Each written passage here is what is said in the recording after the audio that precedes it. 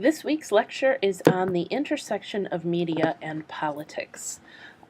And I want to start with a brief overview of kind of a historical look at media and politics in the United States. People will often say that the media is out of control, that it's too partisan, it's too biased. But what I think many people fail to realize is it has been that way since the inception of this country. In fact, parties actually had their own newspapers that printed material favorable to them early on. The Alien and Sedition Acts were one way that one party tried to get back at another for use of the press that was favorable to them. And as technology grew and it became more cost effective and really lucrative to have a newspaper, more people got involved in it. So you had a diversity of print that was broken up by the Civil War, and then it grew again after the Civil War to encompass independent media. So you had kind of a golden era of newspaper investigations. You had what were called the muckrakers, journalists that worked on investigative pieces to expose corruption and scandal in political and social realms. And then in the 20th and 21st centuries, there was a rise of the media conglomerates. And what happened was is it became less cost effective to have one or even several newspaper or media outlets. And so many people began to come together, and corporations bought up media outlets. With the introduction of radio, television, and the internet, the way in which people got their news changed. But, as we'll see in a little bit, what has changed has also stayed the same in some way, because even though people have changed the medium through which they get their news, much of their news is consumed through 6 major companies. So, what does this matter? Well, the popularity of different news sources changes depending on how old you are and what generation you're from. So you can see that television and newspaper are still pretty prominent ways in which older individuals get their news. In middle age, television is still important, but look at the dip that newspaper news takes. Then it ends up sort of tied with internet and radio. As you move down the age spectrum, you'll see the importance of internet rising and the importance of radio and newspaper decreasing, and television too to some extent. So that when you get to millennials, more people are getting their news from the internet than from any other source.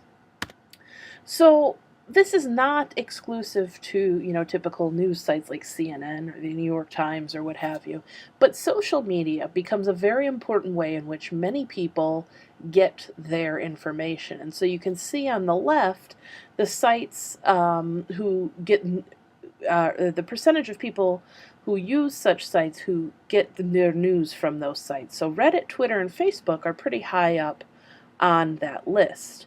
And for people who get news on at least one of the top 5 social networking sites, 65% of those people only go to one site. And if you use social media, most of us do, you'll notice that what you get from social media is only as good as the sources you curate. In other words, if you're only following certain people and companies and news sources, you're not likely to get a diversity of opinion. So that matters for how politics is reported, and there are a few things that we can hone in on as potential problems for the intersection of media and politics. First is credibility. And media credibility generally means you can trust the facts and you can distinguish fact from opinion in a reasonable way so that you know when you're reading something whether it's opinion or fact and that you can trust the source. There's kind of a diminishing importance on this in the internet age, and I think that's a pretty sad thing, and I'm going to show you how to combat that in a minute. Media biases. So what biases are these factors that are independent of the story that you as the consumer of the story need to understand so you can really truly read the story and place it into context. So there are different types of biases. Story selection bias is the bias that shows up that only certain stories are covered. There are many things that go on that are not covered at all or only very little. Ideological bias, there's two different ideological biases. One is of the reporters, editors, and writers, and that they are typically more liberal than the general public, or more on the liberal side of the spectrum, anyhow. And yet, at the same time, the owners of these companies are far more conservative than the median consumer of that media. And then there is a professional bias against in-depth coverage. And this is because media is called on to report on so many things and given so little time, and resources have been cut, especially in recent years, to do in-depth pieces. And so many people are just kind of scraping the surface of the story. Media control matters. So this is an infographic which is a little bit dated, but it certainly is not wrong in many of its assumptions, and actually things are a little bit slightly worse now than they were when this was drafted. But it talks about how there really is this illusion of choice, that we have all these media sources to choose from, but in reality, much of it is consolidated. So you can see that in 1983, 90% of American media was owned by 50 companies, and in 2011, that 90% was 6 companies. And these 6 companies have interests that are fairly diverse. So Disney owns ABC and ESPN. And for those of you who watch sports, you may notice that there are cross promotions at times. People who get tickets to certain sporting events being covered by ESPN are probably ABC affiliates in some sort. And then with Disney's ownership of Marvel and now the Star Wars universe and all of that, you can see how different news pieces might be influenced by things that the company themselves owns.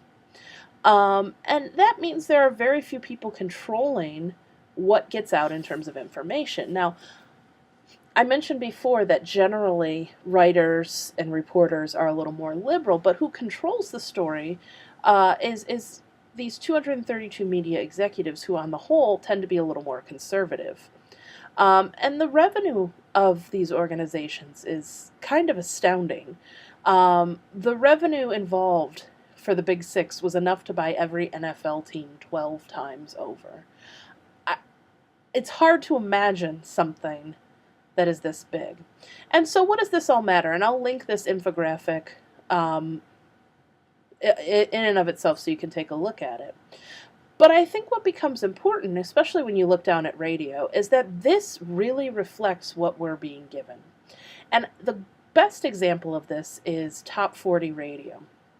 If you listen to Top 40 radio, what you will have noticed if you've listened to it for 10 or 20 or 30 years is that there is a lot less variety than there used to be. There are certain artists that are played all the time, and God love Katy Perry, but she's one of them that is just constantly played when she has a song out, and sometimes even when she doesn't. And that's because 1 or 2 companies own the bulk of the top 40 stations in the United States, and they get to pick who gets played on their stations. It's no longer the DJ's choice, it's the company's choice. And that's because the companies have incentives to do this, like concerts that they're promoting and venues that they have part ownership in. And so you can understand that individual problem, but really that's just kind of a microcosm of what's going on in the entire system. Back to this intersection of media and politics and those problems. One of the other problems that you'll notice in particular in an election year is the political coverage is often that of elections and kind of this horse race mentality of who's going to win, who's in the lead, who's polling where, who said what type of sensational stories. And in certain elections, like 2016, that happens more often than maybe we would like, even in a normal year in recent years. But this really has an effect on how the average American views politics. Media tends to set the political agenda, and so we are talking about things like polls and popularity more than we're talking about in-depth policy. And that's because the media doesn't focus on in-depth governing and policy. Those aren't interesting issues that the media can cover. They're not kind of scandalous unless they are a scandal. So we don't see what really goes into making politics work. And so people have negative views of it because of this coverage, in part because of it. And then finally, media literacy. The public in general is really bad at media literacy. People do not have enough information usually to make good judgments on media stories to determine whether they are worth their time or not. And so if you have been on Facebook, especially with older family members, you'll see this happen quite often. But this is not limited to the internet or to Facebook. This is a thing that happens pretty generally. And so looking at your media sources and having media literacy is important. So here's a few key tips. Know your main sources and their biases. It's okay to want to read Fox News or MSNBC's website or watch some of their shows. Just know what their biases are when you go into it. Know that you might have to adjust for some of those. This is a kind of a pet peeve of mine, but know your satire sources to avoid thinking they're real stories. The Onion, theonion.com, that is satire. It's not real. It's all jokes. It seems real sometimes, and in fact, China thought that the Onion naming Kim Jong-un sexiest man alive one year was a real thing, and they got really upset about it. And we had to explain to them as a matter of national security what the Onion was. But on the whole, know that the Onion is not true, except for the AV Club, which does do media reviews and that kind of thing. Know your fact-checking sources. And so the three top ones that I will list here because they directly check the media, but they're by no means the only ones, are Snopes.com, where you can look up viral emails and social media postings, factcheck.org, and politifact.org. Those three sites you can go to and look up certain issues, certain candidates, certain elected officials, and see what is being said, and they will go through and rate how true it is. And then finally, trust your instincts and follow up on stories you see on social media. If something sounds too weird to be true, look into it. Don't just take it at face value. So we would be remiss if we didn't talk about the money aspect of this. And so I'm going to go over a brief history and then show you why this is such a problem. So campaign finance reform has been something that has been attempted for several decades now. And as far back as the 70s, we became aware that the modern political system was inundated with money and that money could be used in problematic ways. So in 1974, Congress passed the Federal Elections Campaign Act, which created the Federal Elections Commission, the FEC. It set contribution limits, required disclosure of contributions and spending, and started that public financing for the presidential election. So when you do your taxes, you know you can check that box that says I want to give $3 to the election fund, and it doesn't increase or decrease your taxes. That whole thing stemmed from FECA in 1974. In 1976, there was a challenge to this law. And the challenge to this law brought about this ruling, and that is that spending money, candidates spending money, is speech. Because we value political speech so much, when candidates spend money in order to print a pamphlet or a flyer or do an ad on radio or TV, those things are actually speech, and we cannot tell candidates that their First Amendment rights are restricted. So spending money is speech, according to the Supreme Court in Buckley versus Vallejo. In the McCain-Feingold Act, or the Bipartisan Campaign Finance Reform Act, most people remember it as McCain-Feingold, the intent was to do away with some of the workarounds. So after Buckley versus Vallejo and FECA, this idea of PACs came about, Political Action Committees, PAC S, if you're making it plural. And these committees were groups that could get donations made to them, and they could spend them on candidates or in support of candidates or in support of issues. And so the McCain-Feingold Act did several things. It updated some of these limits, it put new rules in place, and it included rules about soft money contributions to PACs. In 2010, one of the things that was challenged in the Citizens United versus FEC case was that a corporation who made a movie called Hillary the Movie challenged some of the regulations about being able to put this movie on an on-demand system within a certain time frame of a primary election, but also spending general treasury funds. One of the restrictions that had been around before McCain-Feingold but was sort of reenacted in McCain-Feingold was that companies could not spend money in support or opposition to a candidate. So Walmart couldn't go out and support Ted Cruz, for example. But in Citizens United, that started to change. Because what the court said is that you could not decide that someone couldn't give based on the fact that they were a corporation. In other words, for the first time, corporations now had free speech rights with respect to political donations.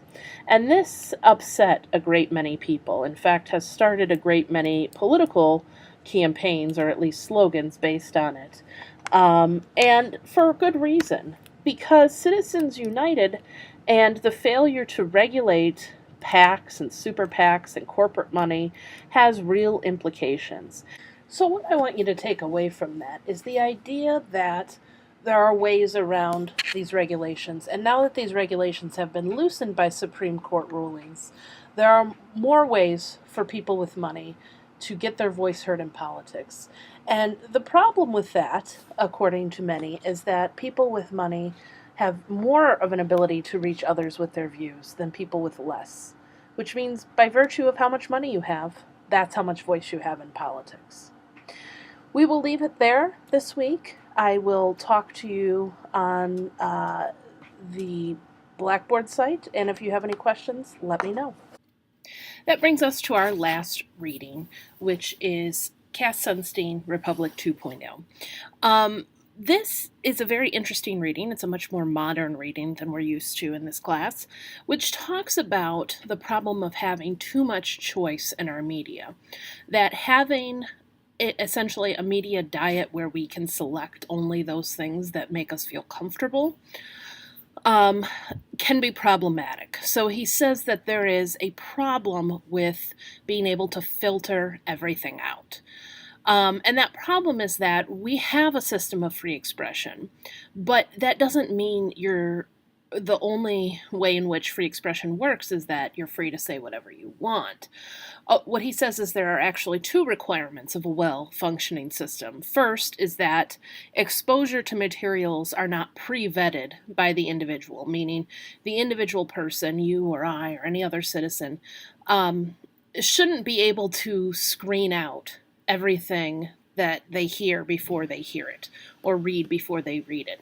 That you should have to be exposed to things that you disagree with in order to be fully exposed to the world. And the second thing is that there need to be a range of common experiences amongst individuals. And Sunstein calls these street corners. In other words, places where people can meet and talk about things and have things in common, even if they don't agree on fundamental issues of politics and policy and social norms. He says we've seen a dramatic increase in the available options, with an increase in the individual's ability to control those options, and a simultaneous decrease in general interest intermediaries or street commons that we hold in common. So at the same time that we're able to filter things out, we also are finding ourselves lacking those places to meet in the middle. So he says that in a world with perfect filtering, meaning you don't have to hear anything at all that might challenge your views or upset you or anything like that, he says in such a world you have three main flaws. The first is fragmentation. He says what he means by this is groups will only talk or listen to members of their own group and will not be able to form any points of commonality with non-group members, and therefore it'll create a polarized situation that can breed distrust and hatred between groups. Now, we can think of this in a multitude of ways, whether it's political groups, whether it's racial groups, whether it's ethnicity and ethnic groups, whether it's religion, and so on. But if groups only trust those members of their group, if, in other words, you need membership in order to be valid, we're going to have fragmentation. The second thing he sees happening is that there'll be a lack of shared information. So in a world with perfectly tailored individual interests, people will not be exposed to basic information and will have too few what he calls solidarity goods, experiences that people share in common, like a presidential debate, right? After a presidential debate, you can usually go onto social media and read pretty much whatever you want about it. But it used to be that we experienced this in common and we kind of debriefed it the next day at work or school. Maybe we even watched it in a public setting. But when we can go online and have that filtered in a way that makes our views amplified by those that agree with us, we don't actually share these experiences or share this information. And we can have the same exact thing happen before our eyes and have very different opinions about it. And then the final thing he says is that there will be a misunderstanding of freedom as perfect choice. So this one's a little more complicated. He says that freedom requires knowledge of what is out there. And knowledge of what is out there can only be had when an individual is not treated as a customer or a consumer who can do no wrong, but as a citizen who must be exposed to a great deal of things that they may disagree with in the end. He says we tend to be going towards the customer is always right model, and that just because you're free to do things doesn't mean that that's the best thing for you. In other words, we can create bubbles where we live, work, eat, breathe, sleep, and we never have to leave them. So the picture that's up on this slide is from an SNL skit that was done in 2017, which I'll post a link to, called The Bubble. And it talks about that very thing in the wake of the 2016 election. And so it kind of takes some of what Sunstein is talking about here and satirizes it, I think, in a useful way. That's not only funny, but also kind of shows us the flaws in the way in which we think about free communication and free expression.